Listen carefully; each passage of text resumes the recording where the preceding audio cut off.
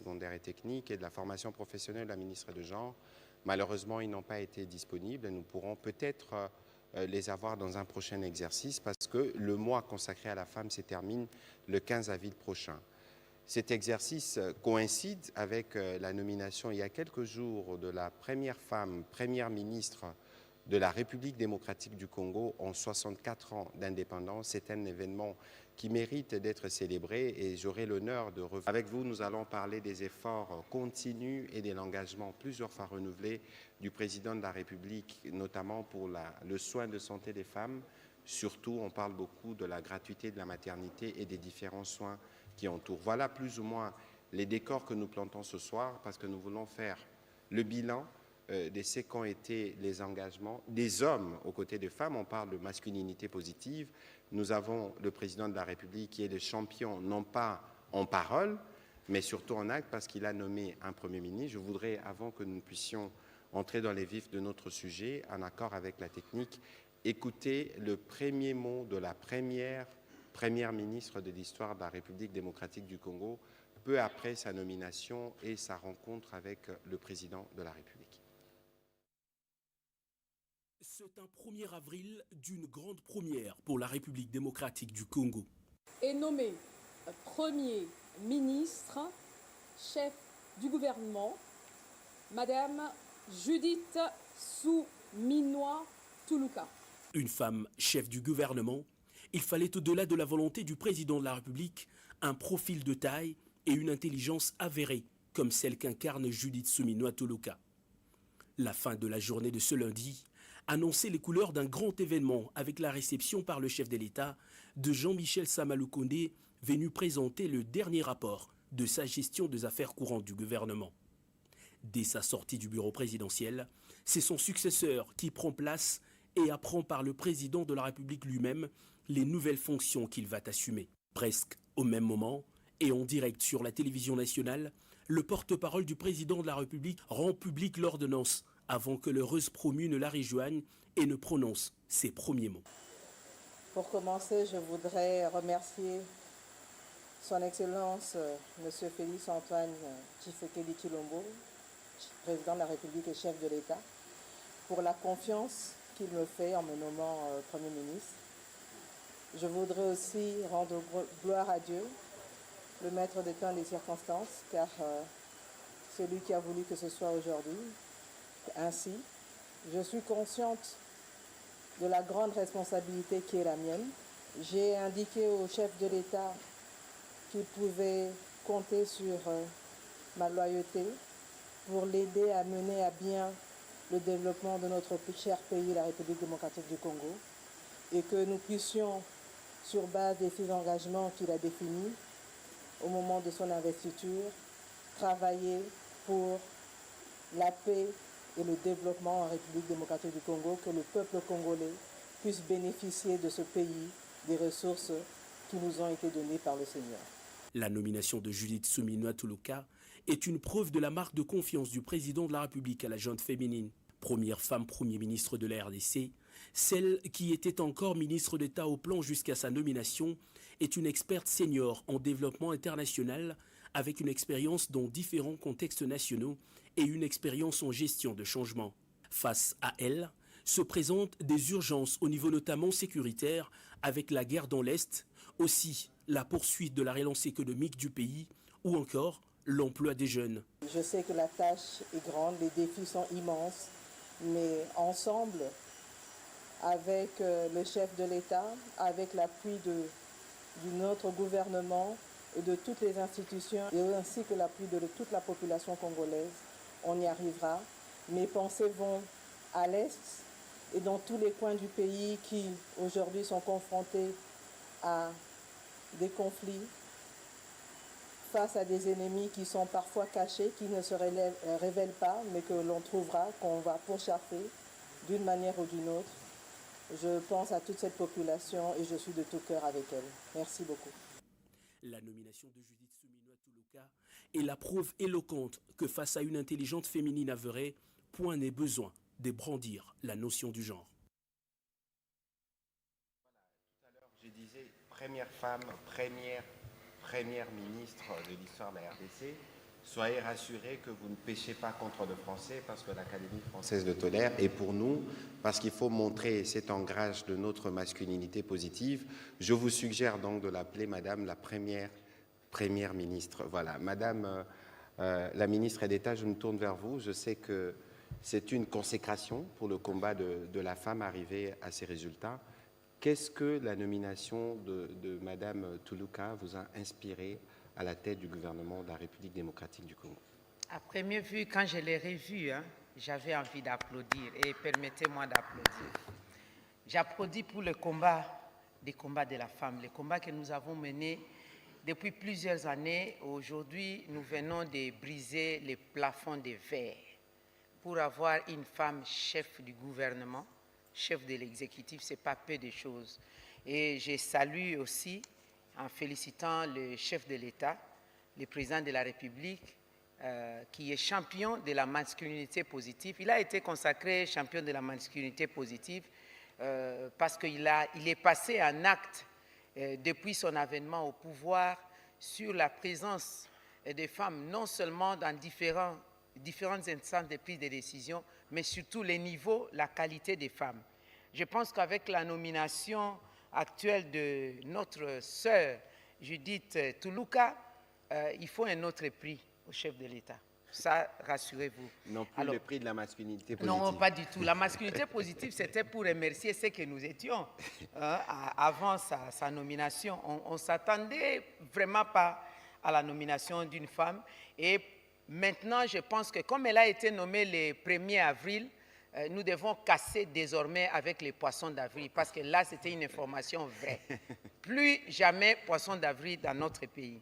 Alors, je voudrais dire que c'est la consécration d'un combat qui a commencé depuis belle lurette. En 1960, dans notre pays, les femmes n'ont pas eu droit de vote. Vous voyez de là où nous venons? Et cela ne veut pas dire que les femmes n'étaient pas, ou bien n'ont pas participé au processus des indépendances dans notre pays. Elles étaient bel et bien là, même à la conférence, à la table ronde de Bruxelles, mais elles n'étaient pas considérées. C'est un peu comme certains passages de la Bible où on dit qu'il y avait autant de personnes sans compter les femmes et les enfants. Les femmes n'étaient pas comptées. Et on avait en plus, dans notre législation, les cas de l'incapacité juridique, essentiellement des femmes mariées, qui ne pouvaient pas rester en justice, qui ne pouvaient pas vendre et acheter, qui ne pouvaient pas poser des actes juridiques sans autorisation préalable de leurs époux. Mais là où les bas blessent, c'est parce que les femmes étaient classées parmi les incapables juridiques tels que les mineurs, les aliénés mentaux, les personnes âgées nécessitant assistance, etc. Mais on a eu des avancées. Le pays s'est engagé vers le respect des droits humains. Il y a la Déclaration universelle des droits de l'homme, il y a la Convention sur l'élimination de toutes les formes de discrimination à l'égard de la femme, et il y a notre Constitution où les femmes se sont battues ensemble avec les hommes.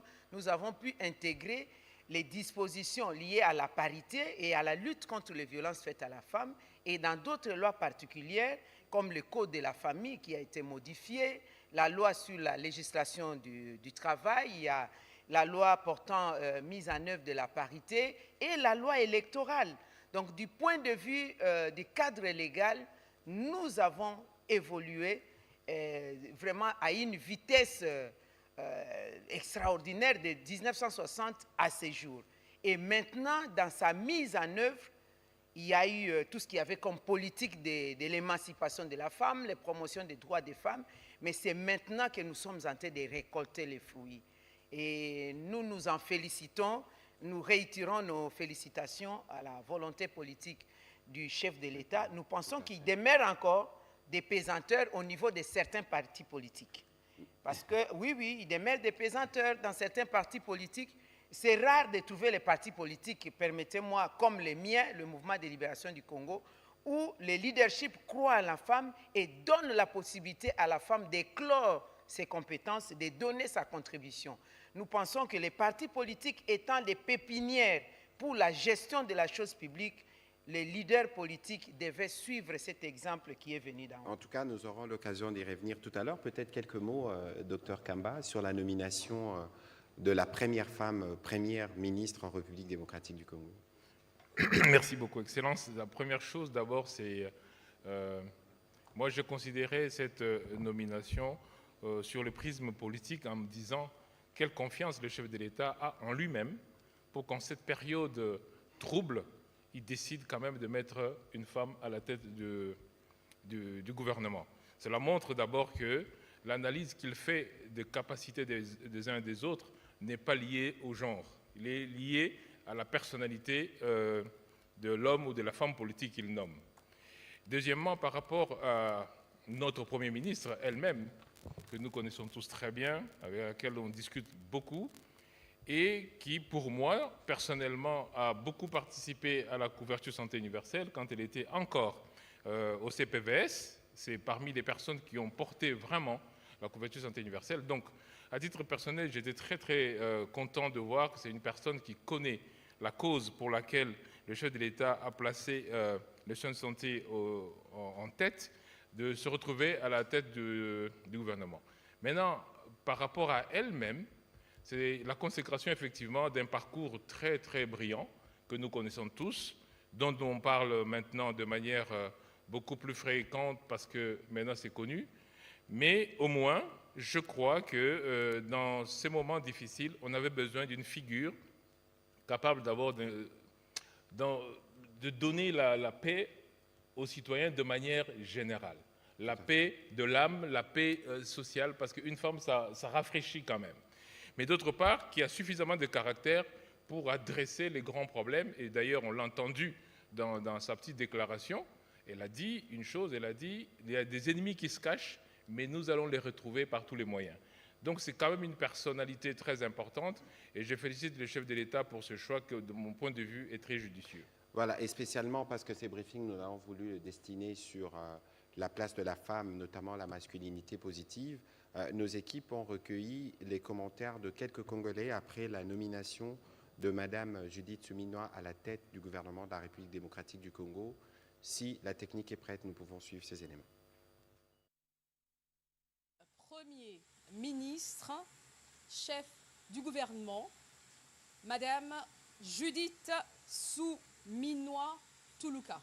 Par cette ordonnance présidentielle lue par Tina Salama, porte-parole du président de la République, Judith Suminwa Tuluka, nommée Premier ministre de la RDC.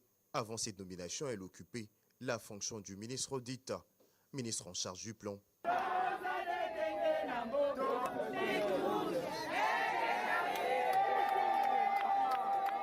Si devant la base de l'UDP, sa nomination fait l'unanimité dans le rue de la capitale, elle symbolise plutôt la matérialisation de la volonté du président Félix Tshisekedi de promouvoir aussi le talent féminin. Donc, tous les 4 présidents mais il y a confiance dans moi aussi. Président de la République démocratique du Congo, place à Zamaton de Mingi, na Oponamina oponi vraiment moi Suana, tous on a besoin vraiment mandat comme il y a bien tout se paye vraiment. Première femme à occuper cette fonction depuis l'indépendance de la RDC. Pour cette dame interrogée, il n'y a aucune différence entre un homme et une femme sur le plan intellectuel. Comme tout, on a besoin de ça, mais il peut pas se vendre dans le bas, c'est pas attendre moi ça au sale. Pour moi, c'est pas utile dans la société, mobile pas utile dans la société. Tant que ça, je moi ça dans mon mobile ça dans mon côté. Tant que intelligence moi ça dans mon mobile ça qui dans mon côté. Pas parce que besoin une chance, tout ça la paix. Ah non, ils appellent na biso ya ba maman. Et tout ça là non tout c'est la paix non. Ezaka malam. Po ayeba ki yango ke tout faut achaka mama po maman nde ye mutu atongaka ndako. Natif du Congo central avec une carrière plein dans le monde séculier et un parcours atypique en politique, Judith Suminwa Tuluka va devoir former un nouveau gouvernement au moment où les grandes priorités du garant de la nation sont non seulement le développement économique du pays de Lumumba, la question sécuritaire avec la guerre qui bat son blé à l'Est, oppose la RDC au Rwanda. D'ailleurs, dans ses premiers mots, lors de sa nomination, la première ministre entrante de la RDC avait adressé Deux mots de soutien aux populations dans l'est de la RDC. Mes pensées vont à l'est et dans tous les coins du pays qui aujourd'hui sont confrontés à des conflits, face à des ennemis qui sont parfois cachés, qui ne se révèlent pas, mais que l'on trouvera, qu'on va pourchasser d'une manière ou d'une autre. Je pense à toute cette population et je suis de tout cœur avec elle. Avant de conclure, et je sais que la tâche est grande, les défis sont immenses, mais ensemble, avec le chef de l'État, avec l'appui de notre gouvernement et de toutes les institutions, et ainsi que l'appui de toute la population congolaise, on y arrivera. Merci beaucoup. Voilà, merci beaucoup pour ces éléments et pour les réactions des Congolais qui sont unanimes par rapport au choix qui a été fait par les présidents de la République. Tout à l'heure, pendant que je vais demander à la technique de nous préparer les tableaux, Madame la ministre d'État, vous parliez justement de la représentativité de la femme. Nous avons essayé, avec nos services, mais aussi la collaboration de Brigitte Kiakou, de retracer un peu ce qu'ont été les pourcentages de participation de femmes au gouvernement. En 2017, en moyenne, c'était 10%. En 2018, 20%. En 2000... De transition, par exemple, il y avait 48 femmes, n'est-ce pas, à avoir 64 sur 477 députés. Il y a des avancées. Au niveau provincial, c'est vrai qu'on a régressé d'1%, parce que l'année passée, enfin la législature passée, il y avait 70 femmes députées provinciales dans l'ensemble de la République. Aujourd'hui, nous en sommes à 67 sur les 688 députés dans son ensemble. Alors, par rapport au Sénat, vraiment, il s'y est d'applaudir parce que pendant la transition, nous avions 3 femmes seulement sur 120 sénateurs. C'est même regrettable de parler en termes de pourcentage. Et lorsque moi j'étais au Sénat, la législature de 2006 à 2011, il y avait 5 femmes sur 118 sénateurs. Et aujourd'hui, nous avons 26 femmes sur 119 sénateurs. Et quand on parle globalement des femmes, il faut voir aussi dans les circonscriptions. Il y a quand même une particularité à reconnaître que les femmes deviennent de plus en plus compétitives. Parce que les postes de nomination, il y a la volonté politique en amont en termes de cadre légal comme la loi électorale, mais il faut la compétitivité de la femme elle-même. Vous prenez le cas de la province de Tanganyika où il y a 4 sièges de sénateurs, il y a 3 femmes élues et un homme. Donc vous voyez que les femmes sont présentes. Les cas de ma circonscription électorale de Bassoko, sur les 2 sièges ont été raflés par les femmes. Donc à 100%, on a eu aussi dans le passé à Wamba, où il y avait 3 sièges, 2 femmes l'ont apporté et il y avait un homme. Donc c'est possible que les femmes qui sont compétitives puissent passer. Alors si nous revenons dans les institutions encore, et il y a 11% aujourd'hui de femmes qui sont DG, ce n'était pas le cas avant, on avait plus des adjoints. Notamment à la télévision nationale. À la télévision nationale, c'est ce que j'allais dire. Je salue et je félicite Madame Sylvie Elengue. Ensemble, nous avions commencé ces combats de la femme dans le réseau Action Femmes. Aujourd'hui, je suis sûr que lors de la nomination de la première femme, première ministre en République démocratique du Congo, elle fait partie, donc Madame Sylvie Elengue fait partie des femmes qui ont jubilé. À la police nationale, nous comptons environ 10% des femmes qui sont à la police nationale et en plus, elles sont dans les instances décisionnaires, elles sont des divisionnaires. Dans le FRDC, nous avons encore 2,5% de femmes, mais cela n'empêche que nous nous réjouissons d'avoir les femmes dans les postes de commandement. Elles sont généraux, les femmes, on appelle généraux, n'est-ce pas, au pluriel. Et elles sont dans les postes de commandement, ce n'est plus dans les postes d'exécution. Alors, si je dois parler essentiellement sur la police et les FARDC, permettez-moi, nous avions eu beaucoup d'avancées parce qu'il y a eu des réformes sécuritaires qui ont accompagné, les lois qui ont accompagné ces réformes. En son temps, une femme de FARDC ou de la police nationale ne pouvait pas, par rapport à son droit civil, de contracter mariage avec un homme qui est dans le même corps, qui est moins séant, qui a un grade moins que lui. Avant le mariage, on procédait à ce qu'on appelle l'assimilation des grades. Une femme capitaine, par exemple, ne pouvait pas être épousée par un homme lieutenant. Avant le mariage, il fallait absolument procéder à l'assimilation des mariages, que le monsieur soit au grade de major pour que le mariage soit accepté. Mais tel n'est plus le cas. Nous avons aujourd'hui des mariages où les femmes ont des grades plus élevés. Et on a tenu compte aussi que les femmes avant, dans l'armée ou la police nationale, ne pouvaient pas exercer les fonctions dans les postes de commandement. Et maintenant, nous avons les femmes dans les postes de commandement. Vraiment, de ce côté-là, il y a des avancées. Nous avons aussi beaucoup de femmes à la diplomatie. Oui, vous prenez par exemple un pays nouveau où la vision du gouvernement, la vision du chef de l'État a commencé des relations diplomatiques comme les Émirats arabes unis.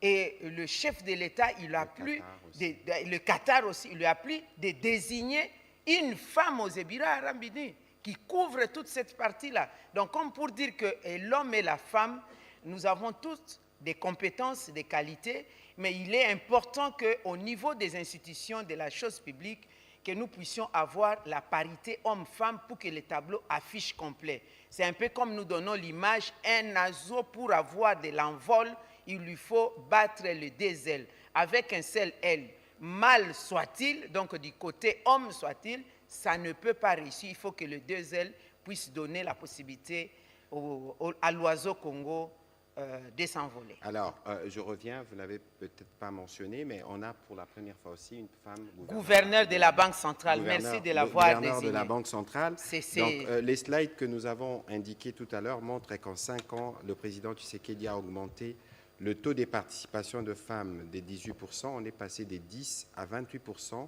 Et pas seulement, les différents gouvernements successifs n'avaient qu'en moyenne 10%. C'est l'exemple même de la masculinité positive, mais ce n'est pas seulement ça le point de ce soir, Monsieur le ministre de la Santé. Avec vous, nous avons voulu faire un focus sur tout ce qui est investi, parce que nous savons que c'est la femme qui donne la vie, mais c'est aussi elle qui s'occupe des enfants de manière générale. Je n'ai pas honte de le dire, moi je suis le fruit de ma mère. Qu'est-ce qui est fait de ce côté-là pour nous assurer que les femmes sont bien prises en charge au-delà du programme de la couverture santé universelle dans son volet gratuité de la maternité? Merci beaucoup. Mais déjà, il faut reconnaître que les efforts qui sont faits au niveau de l'amélioration de la parité, ces efforts-là doivent se concrétiser maintenant au niveau de l'amélioration de la condition de la femme tous les jours. Je prends un exemple dans nos coutumes où on voit par exemple que quand une mère prépare à manger, ce qu'elle fait, c'est qu'elle réserve les meilleurs morceaux à l'homme. Et après, c'est seulement là qu'elle et les enfants peuvent manger. Cela entraîne derrière un problème de malnutrition qui, malheureusement, touche plus facilement les femmes que les hommes. Donc, il y a des efforts à faire au niveau de notre façon de réglementer, de notre façon d'agir ensemble, notamment au niveau coutumier, au niveau de nos habitudes, pour que la femme soit réellement protégée. Et cela doit se faire dans les secteurs. Il faut que chaque secteur prenne à bras-le-corps cette masculinité positive et la transforme en action pour améliorer la condition de la femme. Alors, je pense que dans ce pays, notamment dans cette ville de Kinshasa, personne n'oublie que nos mamans étaient en prison parce qu'elles ont accouché. Les mamans restaient en prison avec leurs bébés parce qu'elles ont accouché. Comment est-ce qu'on peut parler d'une masculinité positive, mais on garde une maman en prison parce que tout simplement, elle a accouché? Donc c'est parmi les choses que nous ne pouvons pas continuer à accepter. Je rappelle des chiffres qui sont quand même tristes pour nos mamans. C'est le nombre de nos mamans qui meurent tous les jours en donnant la vie. Nous avons à peu près 70 mamans qui meurent tous les jours en donnant la vie. Cela veut dire que chaque heure qui passe, on a plus ou moins entre 3 et 4 mamans qui meurent.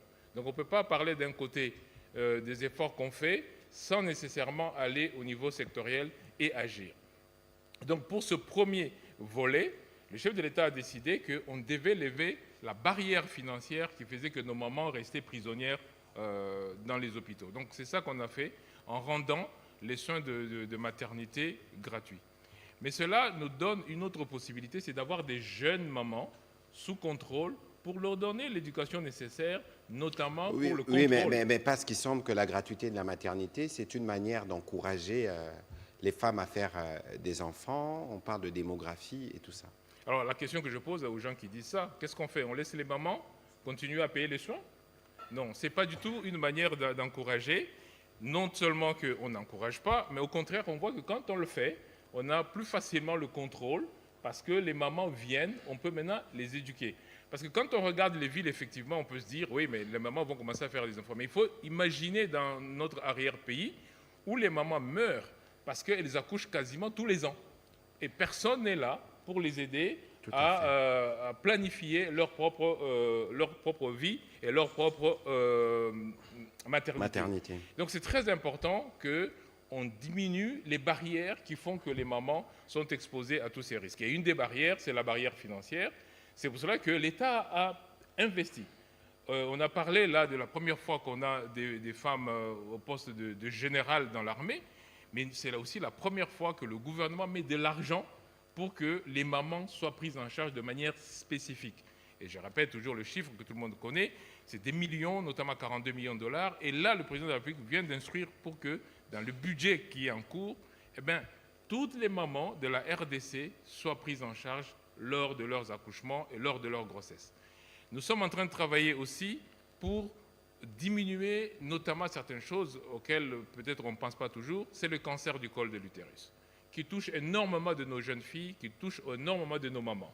Et donc, pour prévenir ces cancers, eh bien, nous intégrons aussi le paquet de la détection précoce de ces cancers et aussi de la vaccination pour éviter ce cancer. Donc, tout cela va faire que ce qu'on appelle, nous, le capital humain, c'est-à-dire l'éducation plus la santé, puisse bénéficier à nos mamans.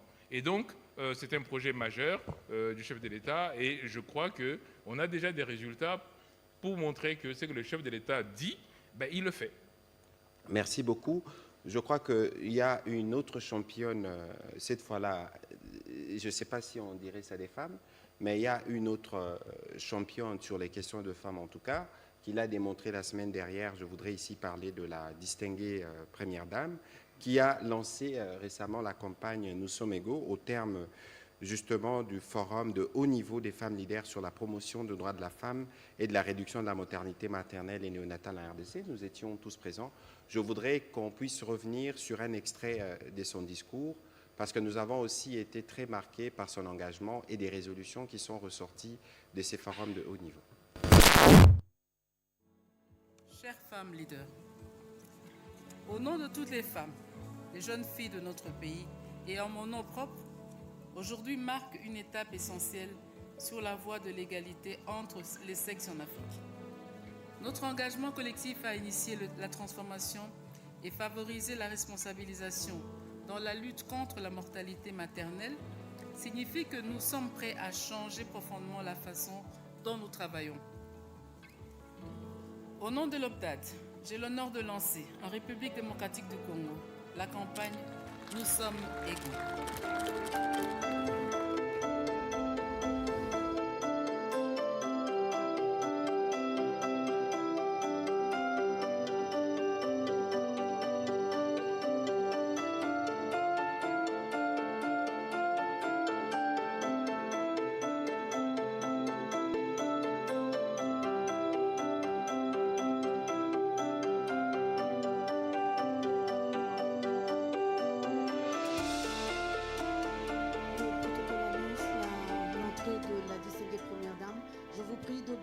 Vous lever pour l'accueil chaleureuse.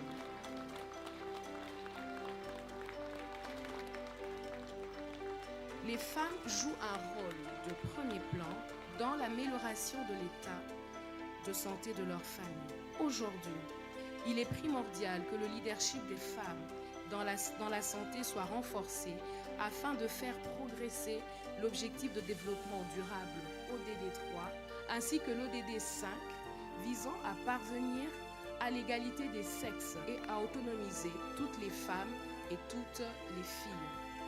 Au nom de la directrice exécutive du Fonds des Nations Unies pour la population, Dr Natalia Kanem, et à mon nom propre, nous aimerions de prime abord adresser nos remerciements les plus chaleureux à l'endroit de la très distinguée Première Dame, Madame Denise Nyakeru Tshisekedi.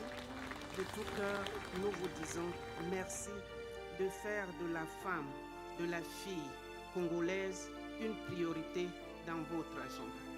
Ensemble, disons non au décès maternel et néonatal évitable.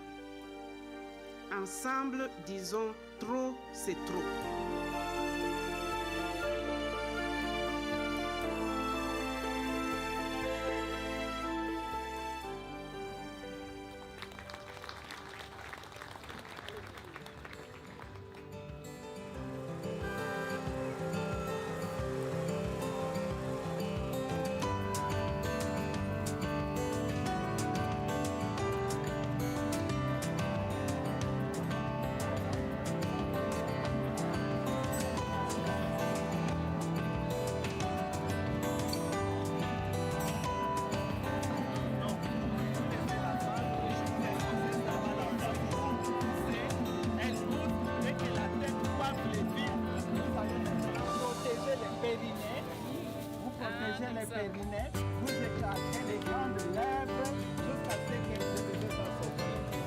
Cette campagne n'est pas un simple slogan, c'est un appel à l'action.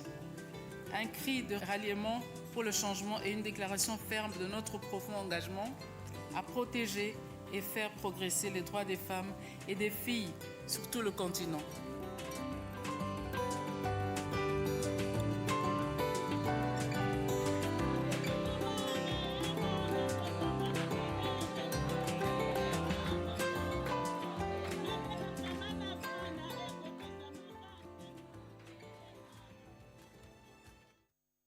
Sur ces belles images de la très distinguée Première Dame que nous allons bientôt ouvrir la séance des questions et de réponses. Mais Madame la Ministre d'État, vous aviez un petit commentaire avant que nous puissions ouvrir les balles avec les amis de la presse qui sont avec nous ce soir.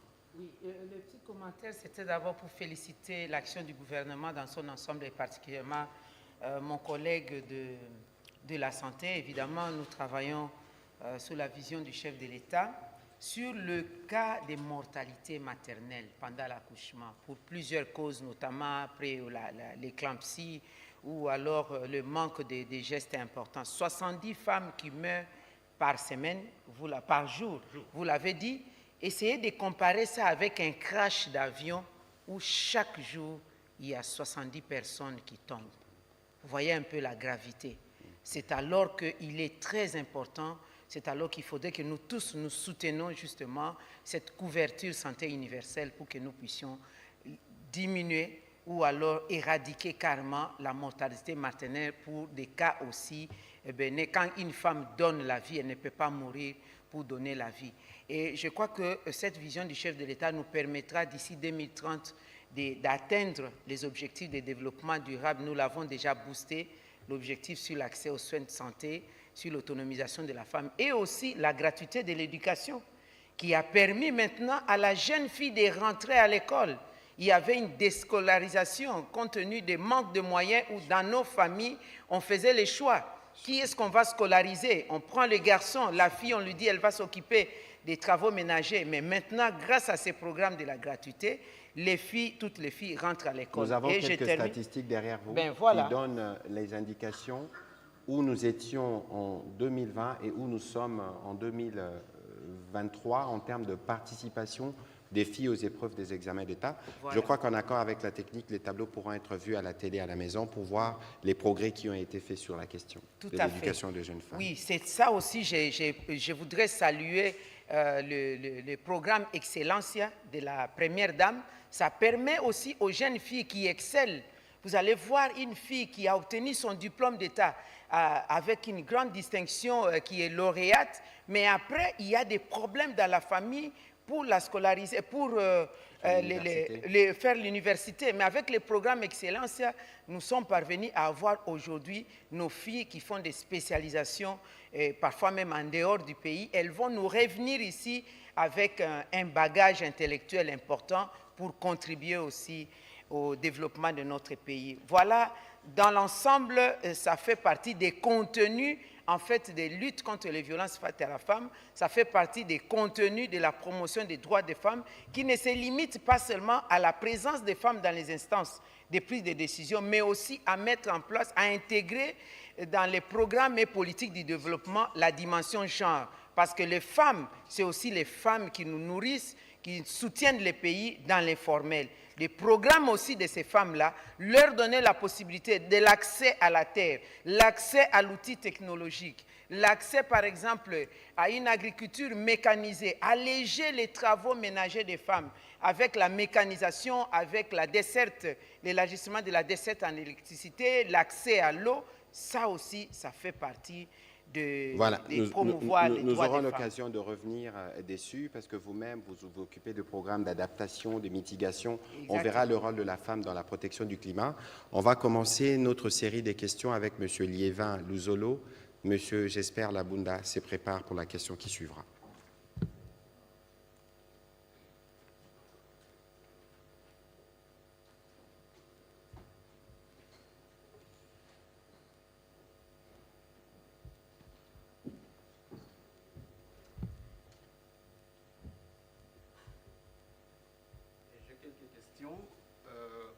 La première, c'est avec le ministre de la Santé. Alors, Monsieur le ministre, quelle est votre réaction face à cette frange de la population qui estime que les hôpitaux ici à Kinshasa, où est pratiquée la gratuité de la maternité, les services n'est pas de bonne qualité et que votre ministère n'y communique presque pas? Alors, je crois, dernièrement, vous nous avez aussi, ça c'est la deuxième question,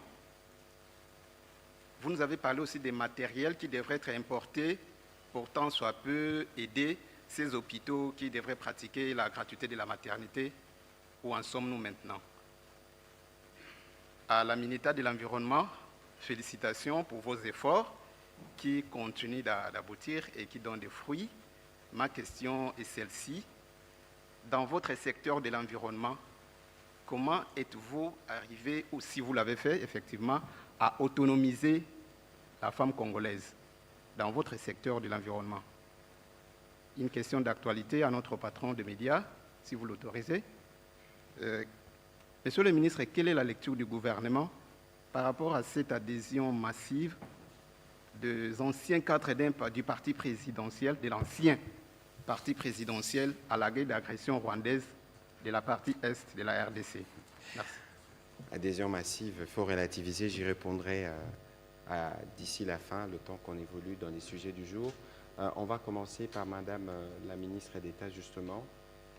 Comment réagissez-vous à la question posée par M. Liévin Luzolo sur l'autonomisation des femmes? Oui, merci. L'autonomisation des femmes par rapport à l'environnement. Il faut d'abord souligner que l'environnement, c'est un méga secteur. L'environnement, gestion durable des forêts, l'environnement, assainissement, l'environnement, protection des eaux, l'environnement, protection de la biodiversité. Et l'homme et la femme sont au centre des préoccupations. Comme vous savez, lorsqu'on parle des forêts, par exemple, la majorité de la population qui est constituée de femmes vit aussi à l'intérieur du pays. Les femmes sont sensibilisées pour la protection de nos forêts, la gestion durable de nos forêts. Mais les femmes sont accusées de détruire la forêt parce qu'elles utilisent les bois comme énergie. Elles ne détruisent pas, c'est leur survie, c'est la vie. Tout ce que le gouvernement est en train de faire, c'est de donner ce qu'on appelle l'alternative à ces femmes-là. Nous avons des programmes de forêts communautaires, nous avons des programmes de l'énergie propre, par exemple, nous avons des programmes de réduction de la destruction des forêts en utilisant le bois comme énergie avec les briquettes pour l'utiliser, les foyers améliorés, c'est le programme que j'allais dire. Par rapport à l'assainissement, par rapport aux eaux, nous gérons aussi les femmes, nous leur expliquons comment rendre l'eau propre parce que les maladies hydriques sont les maladies les plus mortelles dans l'humanité, comme les maladies qui viennent des laits. Alors, nous essayons de sensibiliser, de responsabiliser les femmes. La femme constitue l'élément principal de protection de l'environnement et non la femme considérée comme étant destructrice de l'environnement. Il y a toute une panoplie, même en ce qui concerne la gestion des déchets. Nous nous lançons dans les triages, dans la séparation des déchets, dans l'éducation de la propriété de le foyer, de nos ménages, avant de sortir à l'extérieur. Encore que ce n'est pas la responsabilité seule de la femme, c'est notre responsabilité au niveau du gouvernement pour donner l'encadrement, l'éducation, la sensibilisation de la femme et surtout en ce qui concerne la gestion des déchets, c'est la politique de collecte et de l'évacuation et de gestion des déchets. Donc il y en a plusieurs, on pourrait peut-être avoir l'occasion d'avoir toute une émission pour parler de cette question parce que c'est gigantesque. Voilà, merci. Monsieur le ministre de la Santé, pour les questions qui vous concernent. Merci beaucoup. Alors, deux questions. La première sur la qualité des soins, la deuxième sur les équipements. Alors, pour la qualité des soins, je rappelle d'abord que ce que nous avons fait avant de lancer la gratuité des accouchements, avant de lancer toute la couverture santé universelle, c'est faire l'étude des lieux, pour voir quelle est la situation réelle. On sait que la qualité des soins était déjà mauvaise de manière générale. De manière générale, parce que la qualité des soins, il faut y mettre le contenu. La qualité des soins, c'est la qualité du prestataire, c'est la qualité du diagnostic, c'est-à-dire est-ce qu'il y a les équipements pour diagnostiquer, c'est la qualité des médicaments, parce qu'à la fin, il faut donner les médicaments. Donc, ce sont ces trois choses-là qui constituent la qualité de soins. Maintenant, quand on regarde ces trois éléments, on se rend compte qu'il y avait beaucoup de lacunes. Et ces lacunes-là, nous sommes en train de les adresser. Ce qu'on a fait d'abord dans un premier temps, c'est qu'on s'est rendu compte, comme je l'ai dit tout à l'heure, que dans nos hôpitaux, les femmes étaient en prison. Avec cette qualité-là, parce que cette qualité n'était pas meilleure ou n'était pas dégradée. Elle était déjà difficile. Et donc, mais malgré ça, les mamans vont quand même accoucher dans nos centres. Je vais vous donner un chiffre qui va vous interpeller. Nous avons, avec le Nigeria, le même taux de mortalité de la mère et de l'enfant. Sauf que quand on regarde le Nigeria, on voit que les mamans meurent parce que souvent, elles accouchent à domicile. C'est culturel. Dans les milieux ruraux, elles restent à domicile. Mais quand on regarde la RDC, nos mamans vont presque à 80% dans les centres de santé. Et elles mourraient. Elles mourraient dans ces centres de santé. Ça veut dire que c'est un problème de qualité. Donc on le sait ça à l'avance. Sauf qu'on ne résout pas tous les problèmes d'un coup. On dit on lève d'abord la barrière financière pour que les mamans viennent d'abord sans avoir peur de venir. Parce que le fait de ne pas venir fait qu'on augmente encore le chiffre des mamans qui meurent. Donc on lève la barrière financière. Ensuite, on améliore la qualité en sachant qu'on parle de trois éléments essentiels. On parle de la qualité du prestataire, c'est-à-dire le médecin, l'infirmier. On parle de la qualité des équipements et on parle de médicaments. Je répète tout le temps, vous me l'entendez souvent dire, nos médicaments, la plupart sont de mauvaise qualité. Mais sont de mauvaise qualité depuis longtemps. Je rappelle que notre programme de la gratuité est en marche depuis 6 mois, parce que les gens peuvent penser que c'est depuis très longtemps, que ça ne marche pas, mais c'est depuis 6 mois. Et depuis 6 mois, nous avons 13 000 mamans par mois que nous soignons déjà. Ce qui fait à peu près 60% des mamans que nous sommes déjà en train de prendre en charge. Il y a encore 40%, et nous sommes en train de monter en puissance. Ce n'est pas un programme qui peut se mettre en route de manière parfaite d'un coup. Donc ça doit monter en puissance. Alors pour les équipements qui font partie de la qualité, eh bien, j'avais dit et je répète encore, on a reçu pour plus de 2000 maternités.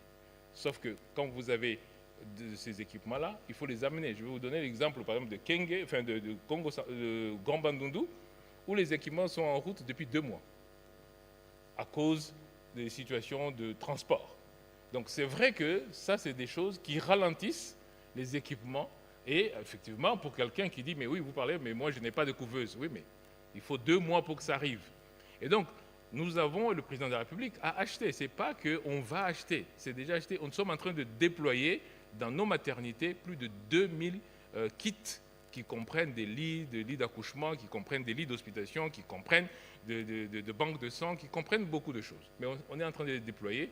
Je rappelle encore que ça fait 6 mois pour que les gens n'aient pas l'impression que ça traîne depuis 2 ans. Parce que parfois, les gens se disent « mais non, mais ça ne marche pas ». Alors, je reviens quand même sur la qualité pour dire, là, on vient de recevoir des équipements de centres de simulation pour amener les infirmières, les sages-femmes à pratiquer sur les mannequins, à pratiquer dans un centre, mais très rapidement. C'est des formations de 2 ou 3 jours, mais qui permettent aux gens de monter rapidement en qualité. Et ça, c'est pour améliorer cette qualité. Et donc, il y a plusieurs choses que nous sommes en train de faire. Bien sûr, tout ne se voit pas d'un coup, mais ce sont toutes ces choses que nous sommes en train de faire pour qu'à terme, nous puissions diminuer cette mortalité. Ce qu'on a fait avec la couverture, c'est qu'on a mis une loupe. Maintenant, on voit ce qui se passe. Avant, on ne voyait pas. Ces mamans ne venaient pas. On ne savait pas ce qui se passait. Ils mouraient sans qu'on sache. Et maintenant, on a l'impression qu'ils viennent et ils meurent. Mais ils mouraient. Ces bébés-là mouraient, les prématurés. Quand il n'y a pas de couveuse, il n'y a pas de couveuse. La maman n'avait pas de couveuse à la maison. Sauf que maintenant, on dit venez, qu'au moins là, on puisse les prendre en charge et on améliore progressivement la situation. Mais, monsieur le ministre, je me souviens que dans une de nos discussions, vous nous aviez dit que c'est à Kinshasa qui a le plus fort taux de mortalité. Mais qu'est-ce qui justifie cela? Et pourtant, à Kinshasa, on est censé être près des hôpitaux, avoir le matériel qu'il faut. 2 choses importantes. La première, c'est les centres de santé. Et d'ailleurs, ici, j'en profite pour dire aux centres de santé, ne retenez pas des femmes que vous ne pouvez pas soigner. Parce que quand vous n'avez pas le plateau technique pour faire une césarienne, ne gardez pas une femme enceinte qui a une grossesse à risque jusqu'à ce qu'elle soit en danger. Parce que là, quand vous allez la transférer enfin, elle va arriver trop tard. Or, c'est le premier problème que nous avons remarqué. J'ai dit qu'on a mis une loupe. Les cliniques universitaires m'ont fait un rapport très intéressant. Le taux de mortalité était très bas aux cliniques universitaires. Mais il n'y avait pas beaucoup d'enfants qui venaient naître là-bas. Maintenant, le taux de mortalité est très élevé.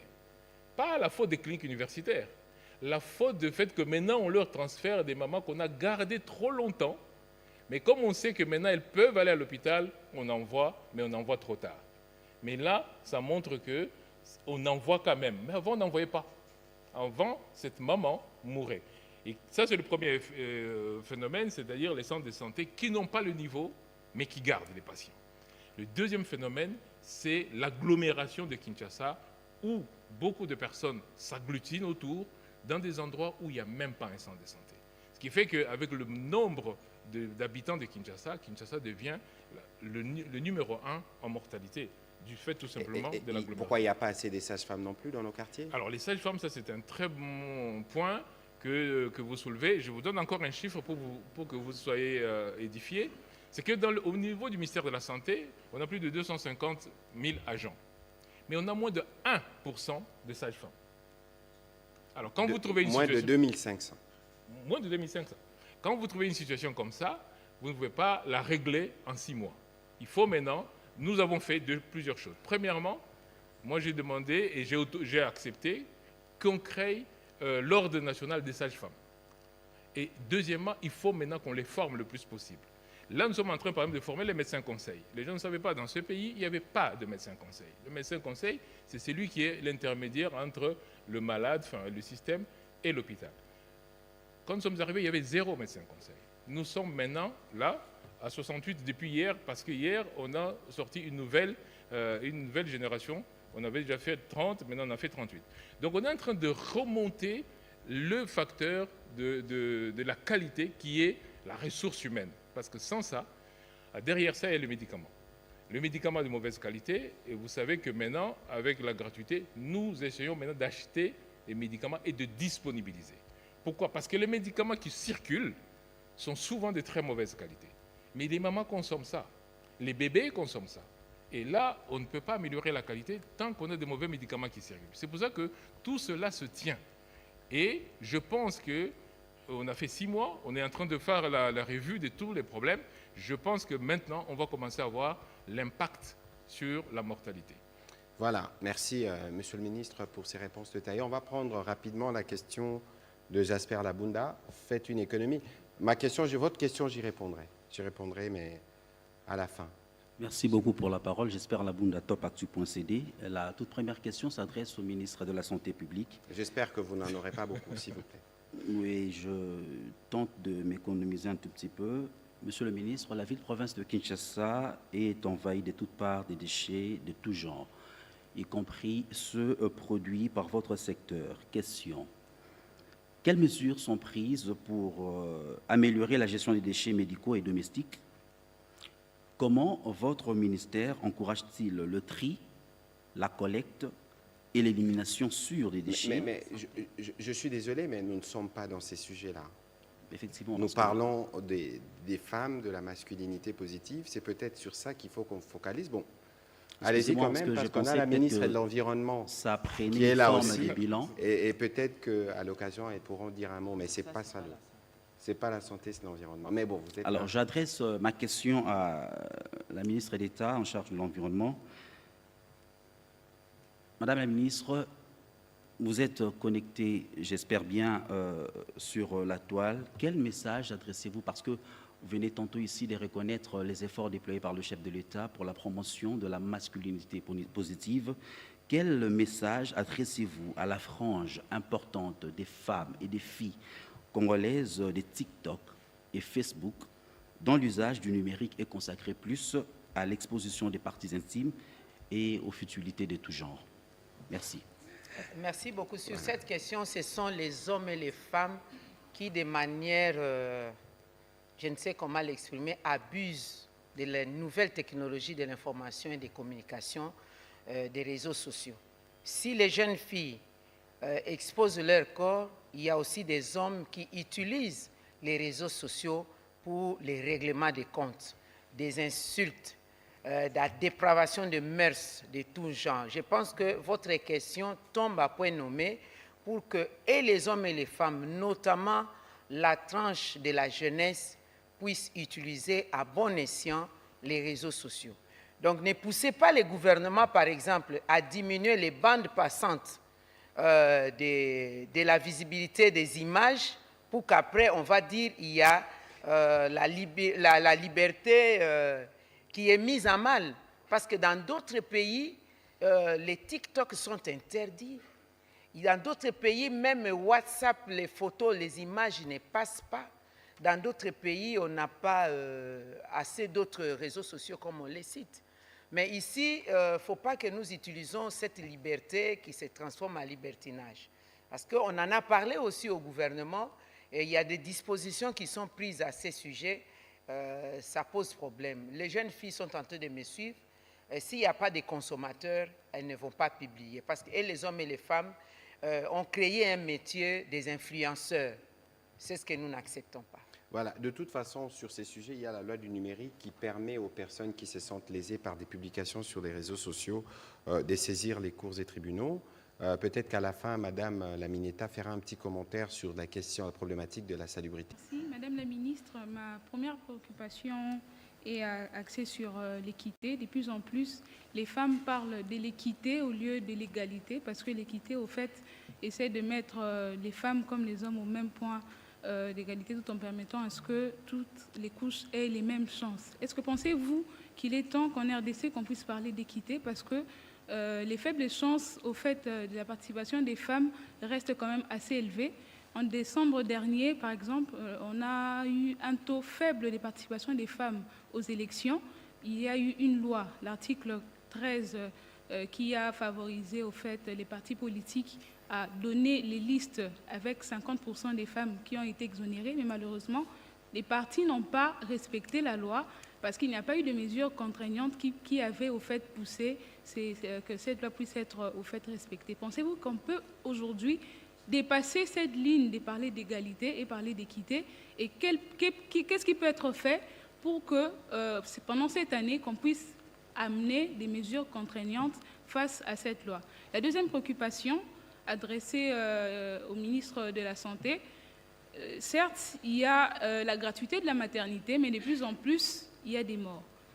Vous avez parlé des réalités qui existent, mais est-ce que vous avez mis en place des mesures pour évaluer cette gratuité qui ne cesse de causer des morts dans les hôpitaux ici à Kinshasa? Voilà, un petit commentaire. La loi, j'ai été parmi les co-rédacteurs lorsque nous avions engagé des réformes électorales avec les G13. Malheureusement, Madame la ministre d'État, vous fustigiez les partis politiques tout à l'heure.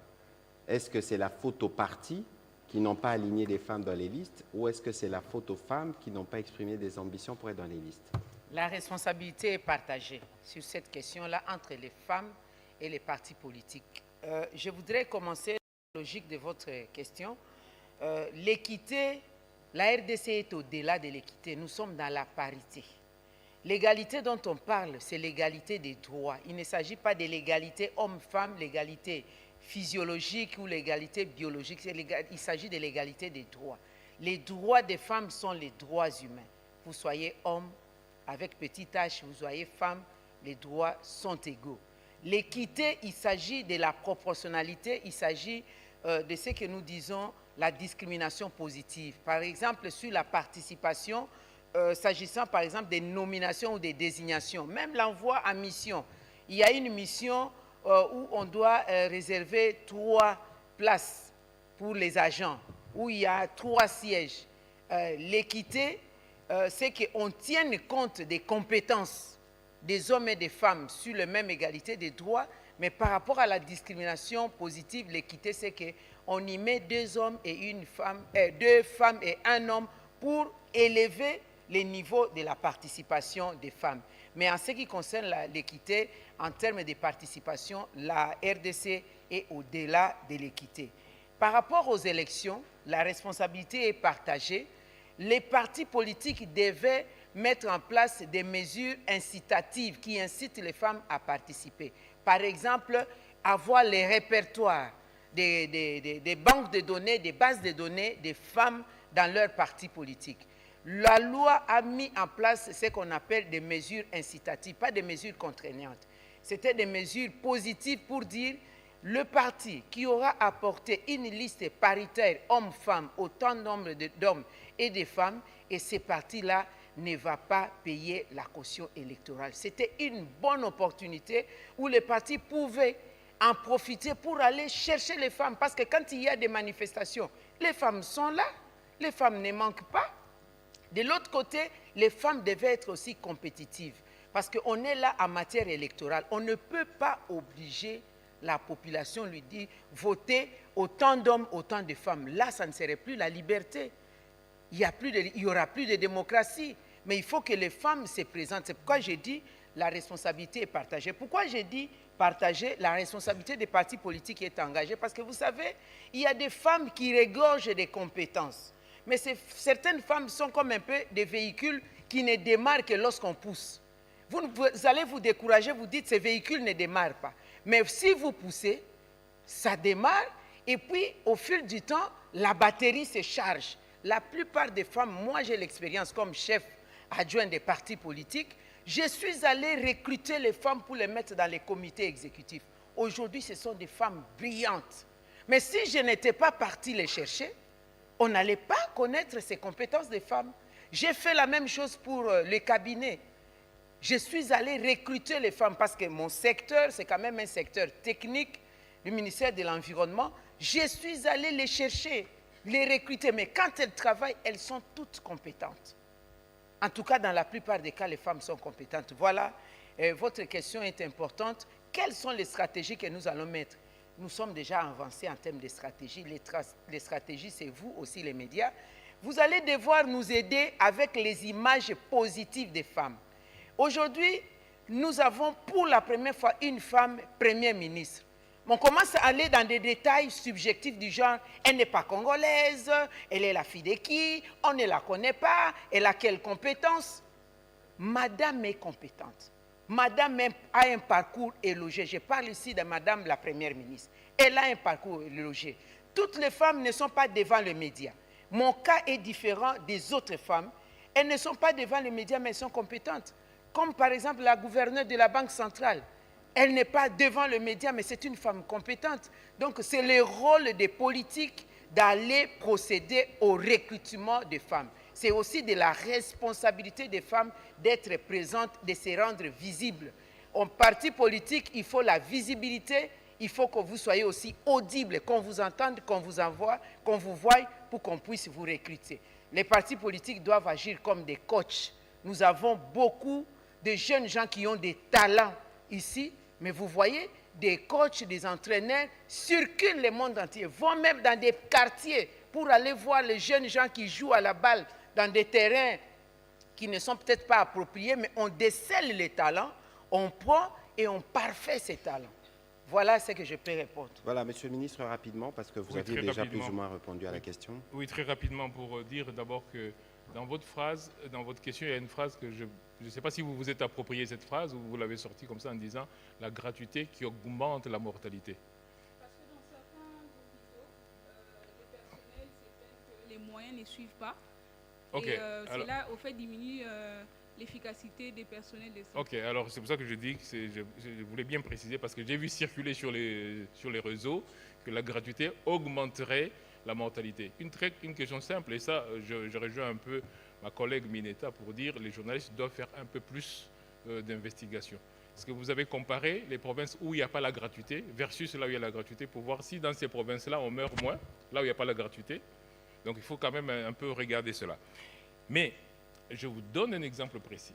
Un hôpital qui produit 4 000 $ par jour, tous services confondus. 4 000 $ par jour. En 30 jours, a produit 120 000 $. À cet hôpital, on dit, vos 120 000 $, on n'y touche pas, on vous rajoute 80 000 $. Mais avant, vous faisiez déjà la maternité. Et malgré ça, vous produisiez 4 000 $. Mais on vous dit, on vous rajoute. Expliquez-moi, par quelle magie cet hôpital va fonctionner beaucoup moins alors qu'on lui a rajouté de l'argent.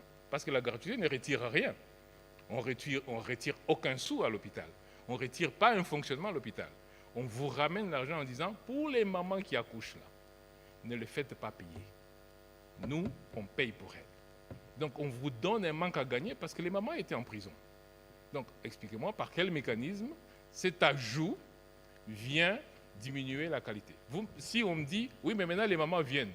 Alors, posez-vous la question, ces mamans qui viennent, avant, elles étaient où? Avant, elles étaient où? Donc, ces bébés mouraient. Ces mamans mouraient. C'est pour ça que je vous ai dit au début, là, c'est parce qu'on a mis une loupe. On est allé maintenant montrer ce qui se passe. Mais très concrètement, dans les pays où on a mis la gratuité, comme dans beaucoup d'autres pays, eh bien, on voit s'améliorer. Chez nous, ça va s'améliorer aussi parce que j'ai dit, ce n'est pas seulement l'argent. Il faut qu'on améliore la qualité, qu'on améliore les équipements, qu'on améliore tout ça. Et donc, ça vient progressivement. Et rassurez-vous, le personnel est considéré parce que ce qu'on fait, c'est d'améliorer aussi bien les conditions de la maman que les conditions du personnel. C'est ça qu'on fait. Voilà, on va prendre la question de Mme Élisée Odia. Je souhaiterais que nous puissions être brefs pour nous permettre d'en prendre les maximums. Je vais demander à M. Pichou Moulumba d'avancer, M. Félix Matuidi. Allez-y, Mme Élisée Odia. Merci, Monsieur le Ministre. Bonjour, Madame. Bonjour, Monsieur le Ministre. Comme la RTNC, j'ai eu également affaire à un baladeur, mais contrairement à la RDC, le résultat par rapport à la nomination d'une femme première ministre ne fait pas l'unanimité. Vous avez tout à l'heure parlé des considérations que vous tentez de balayer d'un revers de la main. Est-ce à dire que la femme doit être traitée différemment d'un homme, d'autant plus qu'on a nommé la compétence, on n'a pas nommé juste le sexe? Est-ce que vous demandez par exemple aux médias de traiter différemment la première ministre que si il était un homme? Aussi, vous avez parlé de la consécration d'un combat. Est-ce à dire que c'est la fin de ce combat de la femme? Juste pour ajouter, c'est quoi la prochaine étape après que cette femme soit devenue actuellement Premier ministre? Et par rapport au ministre de la Santé, promouvoir la gratuité de la maternité, c'est mettre à mal la planification familiale, selon certains. Enfin, rapidement, peut-être pour le porte-parole du gouvernement, partagez-vous l'avis du secrétaire général de l'UDPS, Augustin Kabouya, qui pointe du doigt l'ancien président de la République comme étant celui qui finance l'AFC ou le M23? Merci, je répondrai à ces questions à la fin. Alors, peut-être, ministre de la Santé, rapidement. Oui, très rapidement. Promouvoir la gratuité, on ne promet pas la gratuité. On ne promet pas la gratuité, on instaure la gratuité. Si vous vouliez dire promouvoir la natalité, ce n'est pas ça, j'ai répondu à ça. On ne promeut pas la natalité. On dit qu'on évite les conséquences négatives du fait que ces mamans ne sont pas prises en charge. Et donc, on ne promet rien du tout. Et au contraire, la planification familiale est incluse dans le paquet de soins. Si vous avez vu les images qu'on a passées avec la Première Dame, vous avez vu peut-être qu'il y avait l'Agence des Nations Unies pour la planification familiale. Et cette agence-là soutient la gratuité des accouchements. Alors si eux soutiennent la gratuité, ça veut dire quand même qu'ils voient bien l'intérêt. Comment voulez-vous éduquer une maman qui accouche si vous ne l'avez pas sous la main? Comment voulez-vous? Elle ne vient pas. Comment vous allez lui donner le moyen de savoir qu'il faut espacer les grossesses pour bien s'occuper de l'enfant qui vient de naître? Mais il faut l'avoir sous la main. Si elle n'a pas d'argent et qu'elle ne vient pas, vous ne la verrez pas. Vous n'allez pas faire votre planification familiale. Donc c'est aussi simple que ça. La gratuité résout le problème. Et on n'est pas le premier sur la planète, hein, parce que peut-être les gens peuvent penser qu'on commence quelque chose de nouveau. J'ai dit ici, à ce plateau, j'ai dit que le Kenya a inscrit ça dans la Constitution. Et donc, ce n'est pas nouveau, sauf que c'est au début, et il y a beaucoup de spéculations qui vont dans tous les sens, mais progressivement, les gens vont se rendre compte que c'est une réforme majeure pour aider la femme, justement. Monsieur le ministre, peut-être que lorsque vous reprendrez la parole, il faudra nous dire ce que vous faites pour les femmes pour d'autres maladies, parce que ce n'est pas seulement la planification familiale ou la gratuité de la maternité dont vous vous occupez. Madame la ministre d'État. Oui, merci beaucoup. Nous ne demandons pas que l'on puisse traiter différemment les femmes dans les médias, mais par contre, nous demandons que les traitements de l'information, qu'on y mette une bonne dose de l'éthique, aussi de la déontologie dans le travail. Parce que, vous savez, l'image qu'on présente de la femme, les médias constituent le 4e pouvoir. Les médias influencent certaines prises de position. Et aujourd'hui, même avec les réseaux sociaux, lorsque vous lancez directement, pendant que nous nous réjouissons de, pour la première fois, nous avons gagné notre combat pour avoir une femme qui dirige le gouvernement, et on commence par des questions du genre « elle n'est pas congolaise ». On va